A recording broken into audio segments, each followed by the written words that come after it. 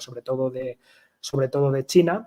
Y claro, si evidentemente, ¿no?, en el escenario Indo-Pacífico se produjera una situación, ¿no?, que al final convirtiera a China en el hegemón regional, esta es una de las grandes inquietudes de algunos académicos estadounidenses. Claro, el tema es que eso permitiría a China poder competir también en Latinoamérica, y eso pondría las cosas en Estados Unidos bastante complicadas, teniendo en cuenta, ¿no?, que es el escenario geográfico más cercano al propio territorio nacional, ¿no? Entonces, ese tipo, ¿no?, de cálculos son relevantes. Respecto a lo de África, que también es otra región que podemos considerar emergente, ¿no?, en cuanto a la idea, a su relevancia respecto a la rivalidad entre grandes potencias, ¿no? Hay algunas partes que incluso podemos decir que esto ya incluso de hace algunos años ya muy presente, ¿no? La zona del Cuerno de África, ¿no?, la entrada ahí al Océano Índico y demás, ¿no? Eso ya estaba prácticamente presente desde hace tiempo, ¿no? Bases militares de diferentes potencias.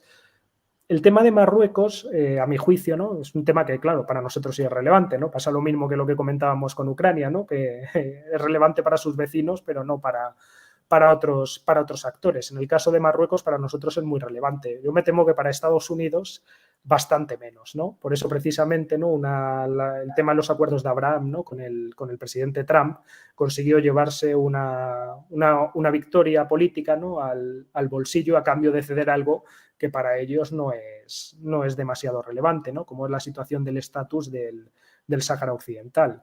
Por eso precisamente mi planteamiento desde el primer momento es que Biden no iba a cambiar esa política, ¿no?, que había alcanzado Trump, y si vuelve Trump, lógicamente, tampoco la va a cambiar.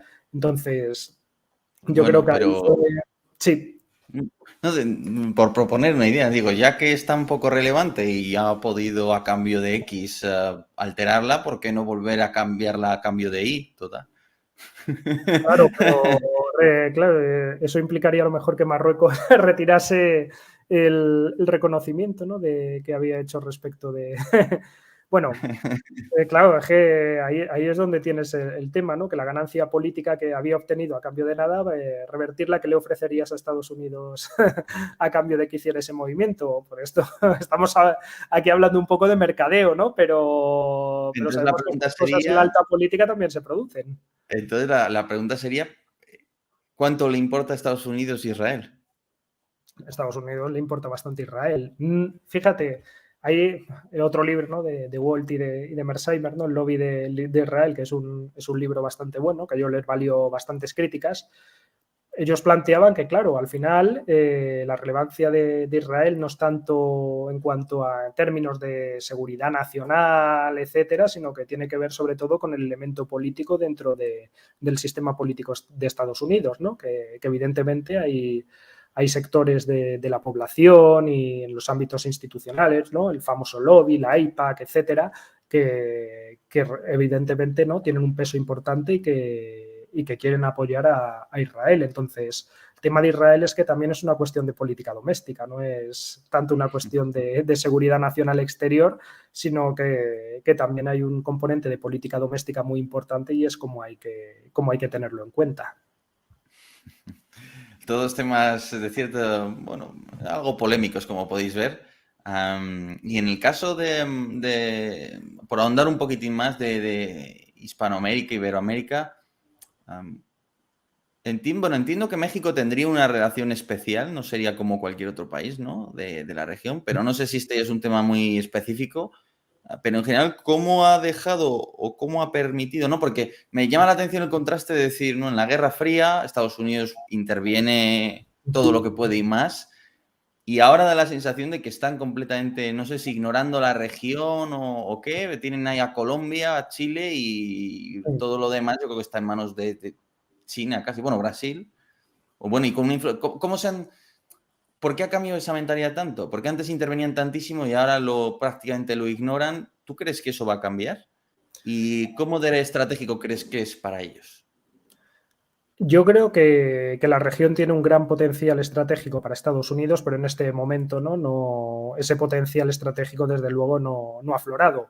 Claro, esto también hay que entender un poco cuáles fueron las prioridades de seguridad nacional que tuvo Estados Unidos a lo largo de estos tiempos, ¿no? Claro, la guerra contra el terror pues les llevó a focalizarse sobre todo en el escenario del Próximo Oriente. La rivalidad entre grandes potencias, ¿no? Sobre todo les ha llevado a las cuestiones del Indo-Pacífico. El tema ahora mismo de Latinoamérica, ¿no? Ellos quizás sí conceden, ¿no?, una relevancia especial a los países más cercanos, ¿no? También es lógico, tanto los países como México, como bien habías comentado, como en el tema de Centroamérica, ¿no? Y son por cuestiones que, bueno, que al fin y al cabo son internacionales, pero que también tienen un gran impacto doméstico en Estados Unidos, ¿no? Todo el tema, por ejemplo, el narcotráfico, todo el tema de las cuestiones de inseguridad, los temas migratorios, ¿no? que son también bastante importantes, pues claro, son elementos que también afectan a la propia política doméstica de Estados Unidos y ahí es donde ha estado principalmente su relevancia en estos últimos tiempos. El tema es que, claro, si evidentemente China, ¿no?, sigue creciendo, sigue fortaleciendo su posición y demás, y se ve capacitada también para competir de manera activa en esta región, ¿no?, que ya ha estado ejerciendo de alguna forma presión y tal, por ejemplo, para que algunos países retiraran reconocimiento a Taiwán, al gobierno de Taiwán, pues ahí es donde la región, y yo creo que es algo factible en los próximos años, puede tener una relevancia estratégica mayor para ellos, ¿no? Porque, bueno, al fin y al cabo la influencia de China ha sido sobre todo de naturaleza comercial, económica, ¿no? Ahora mismo no hay una competición como la que podía haber en la Guerra Fría, ¿no?, que tuviera elementos militares, de seguridad nacional. Quizá algunos escenarios, ¿no?, como Venezuela, Nicaragua, Cuba, ¿no?, por el tema de la inestabilidad, ¿no?, que algunos de estos regímenes han generado, ¿no?, o el papel de países como Rusia, ¿no?, pero que realmente, claro, la presencia ahí es relativamente menor. Entonces, yo lo que diría es eso, que en estos momentos es más relevante de cara a los aspectos que les afectan domésticamente, pero de cara a futuro puede ser que esa relevancia estratégica se incremente. Y ya para ir concluyendo, vamos a ver España. España. Más complicado de todo. Vamos a ver, España. Bueno, y mira, esto va un poco ligado a la actitud de los estadounidenses, porque tú que has hablado con ellos, no sé, claro, hasta qué punto has podido intimar, digámoslo así, con ellos, como para que te muestren cómo ven a los otros países, cómo ven en particular a España, quiero decir, ¿no? Pero, ¿qué ven ellos en España? Políticamente, desde el punto de vista de la política exterior, ¿cómo nos consideran? ¿Un país fiable? ¿Un socio? Bueno, que no está mal, tampoco es un socio especialmente fiable. ¿Qué ves ahí? ¿Qué intereses, qué consideran estratégico o útil de España? Esa es una buena pregunta, ¿no?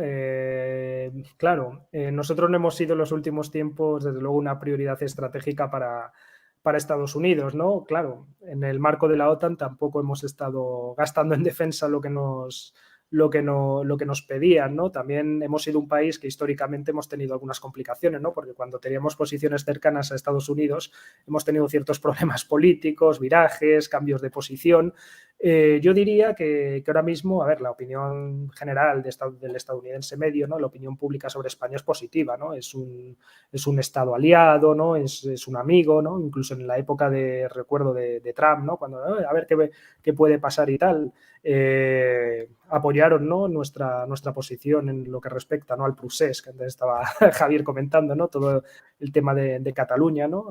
Defendieron el tema de la unidad de España. Yo creo que para ellos básicamente somos un aliado que bueno, es un Estado, somos un buen aliado, pero somos un país que realmente no crea problemas, pero que tampoco contribuye en gran medida a solucionarlos, ¿no? Todo el tema que a ellos les hubiera interesado también de subida del gasto en defensa y demás, pues es algo que bueno, seguimos siendo, a pesar de las subidas, ¿no?, que se han anunciado, seguimos siendo de los últimos a ese respecto. Hay temas que sí que les podrían interesar, ¿no?, pero nuestra respuesta no siempre ha sido la que ellos han considerado más más adecuada, ¿no? Por ejemplo, recuerdo en el caso de Venezuela, ¿no? Eso lo comentaba también un poco ahí Bolton en alguna entrevista y en las memorias, ¿no? Que España podría haber hecho quizá algo más, ¿no? Para contribuir ahí en esa situación. Nuestra posición geográfica estratégica sí que es un elemento que les ha interesado tradicionalmente, ¿no? Ya en la Guerra Fría había bases militares, ahora tenemos, bueno, sobre todo la más importante ahora mismo yo creo que es la de la derrota, ¿no? Pero bueno, me equivoco ahí, corrígeme tú, pero yo creo que esa es ahora mismo la principal hoy en estos momentos. Lo que sucede es que ese es el problema, ¿no? Que ha tenido ahí un poco España, ¿no? Que hemos sido un país que en los últimos años no hemos tenido grandes ambiciones internacionales y realmente, pues bueno, no creamos problemas, ¿no? Ellos tienen una buena visión de nosotros, ¿no? En ese sentido, pero quizá tampoco somos un actor que ha contribuido demasiado a solucionarlo. Y uniéndolo, ¿no? A la falta de ambición que ha tenido nuestra política exterior en los últimos tiempos, yo creo que ahí tenemos un poco el cóctel que explicaría la visión, ¿no? que existiría sobre España allí. No sé si en ese aspecto tú estás de acuerdo. Sí, estoy bastante de acuerdo. A veces tengo la sensación de que España no ha sabido aprovechar bien las bases, porque yo creo que eso seguramente, supongo que convendremos en qué es lo que más les importa realmente, ¿no? De España.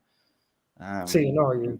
Y el tema de la OTAN, ¿no? El gasto, toda la cuestión del gasto en defensa, ¿no? Que para ellos ha sido tan importante, que yo creo que es una cuestión, ¿no? de seguridad nacional, porque, bueno, en principio debería estar para dedicar a nuestros intereses vitales, ¿no? No quizá a otros escenarios más alejados, pero bueno, pensando en el interés propio ha sido un aspecto en el que no hemos avanzado demasiado. Quizá el ámbito económico, comercial, pues también hay que tener en cuenta ese aspecto, ¿no? Porque en los últimos tiempos, dado que Estados Unidos ha tenido algunos presidentes y Biden eso no lo ha cambiado tampoco de manera radical, ¿no? Que han tendido un poco hacia el proteccionismo, pues eso también ha sido un punto que quizá más en el contexto de Unión Europea, pero también ha tenido algunas consecuencias.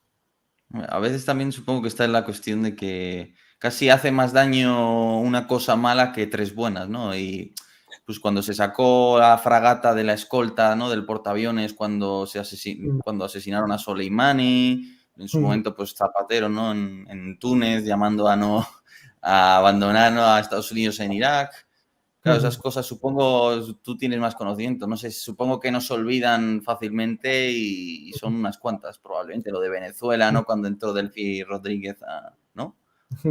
Hay algunos puntos que desde luego sí. Bueno, ahí para Zapatero tenía la paradoja esa, ¿no? Que fue el que ahí incidió más al menos en cuanto a alto nivel, ¿no? De malas relaciones personales entre el presidente de Estados Unidos y él, y luego en cambio, ¿no? Cuando estaba Obama, el que hizo un viraje también más adelantista, ¿no? Porque fue él el que ofreció al final, aparte del apoyo a la intervención en Libia, luego todo el tema de, si no recuerdo mal, de Rota, ¿no? Creo que fue en aquel Líbano, momento. O sí, sea, sí, sí.